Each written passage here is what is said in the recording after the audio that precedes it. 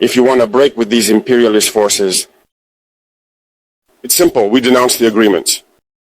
Everything starts from there. I think the example of Chad in any case is tangible. They started by denouncing the agreements. Otherwise, if we don't denounce the agreements, just saying that the bases leave, we haven't done anything. Because the problem lies in the colonial agreements, the defenses that have been signed since independence.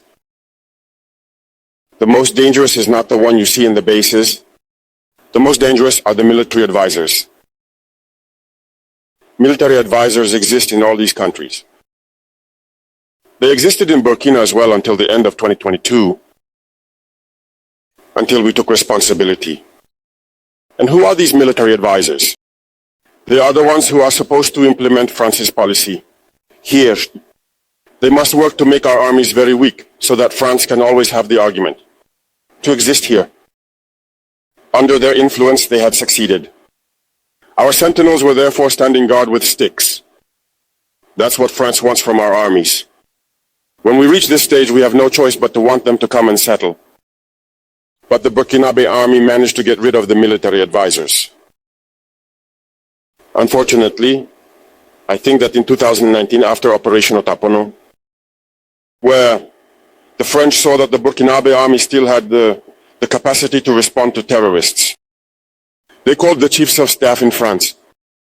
They instructed him to reintegrate the military advisors throughout the structure. Well, they did not agree. But upon returning to the country, the politicians instructed him to accept the military advisors. And that's when the military advisors returned to the Burkinabe army in 2019. With all the consequences we know, the army was on the verge of disappearing in the years 2020-2021. And indeed, this is the time when many soldiers had to desert because there was no longer any hope. We were in the process of collapsing.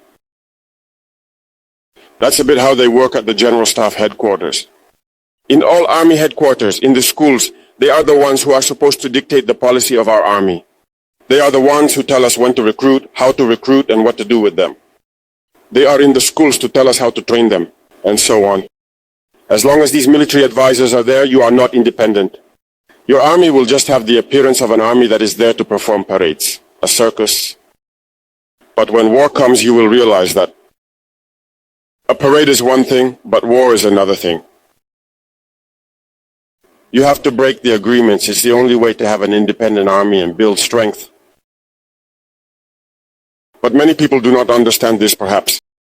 And even with these agreements, France selects from our states officer cadets to go and train them. It's through these same agreements. But in reality, these officers who go to train, for the most part for France, they come to serve the French state in their country. They do not come to serve our countries. They train them so that they come to serve the interests of the French state. I can provide evidence of this. When we revolted, many officers in Burkina who were trained in France were immediately contacted to tell them that it was time to take action because you were trained for this, to serve France's interests. Most of these officers reported back to us. We took note and we continued to monitor. When an officer trained in France returns to his country and unfortunately dies, either by accident or on the battlefield. In France, there is a night of tribute to the fallen in the army, as there is everywhere else. During the night of tribute to the fallen, the name of the officer in question is mentioned, and it is said, died for France. They do not train him to serve his country, they train him to serve their state. And in many African states, there are plenty of such officers.